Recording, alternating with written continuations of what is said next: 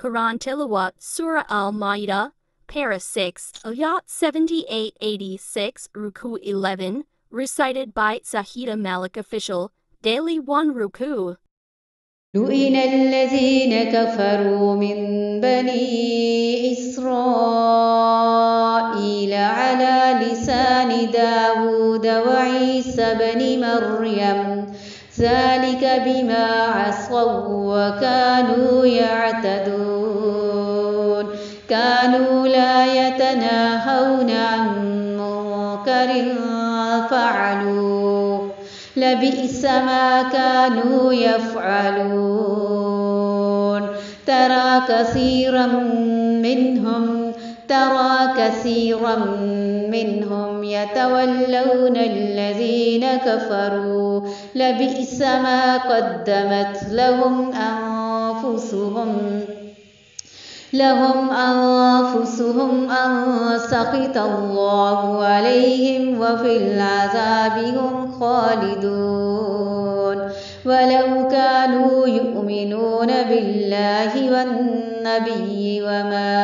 أنزل إليه ما اتخذوهم أولياء ولكن كثيرا منهم فاسقون لتجدن أشد الناس عداوة للذين آمنوا اليهود والذين أشركوا ولتجدن أقربهم مودة للذين آمنوا الذين قالوا إنا نصارى ذلك بأن منهم قسيسين ورهبانا وأنهم لا يستكبرون وإذا سمعوا ما أنزل إلى الرسول ترى أعينهم تفيض من الدمع مما عرفوا من الحق يقولون ربنا آمنا فاكتبنا مع الشاهدين يقولون ربنا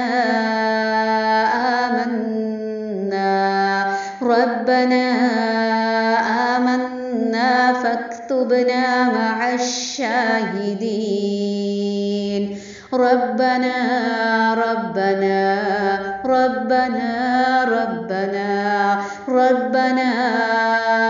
آمنا فاكتبنا مع الشاهدين وما لنا لا نؤمن بالله وما جاءنا من الحق ونطمع أن يدخلنا ربنا مع القوم الصالحين فأثابهم الله بما قالوا جنات تجري من تحتها الأنهار خالدين فيها وذلك جزاء المحسنين والذين كفروا وكذبوا بآياتنا أولئك أصحاب الجحيم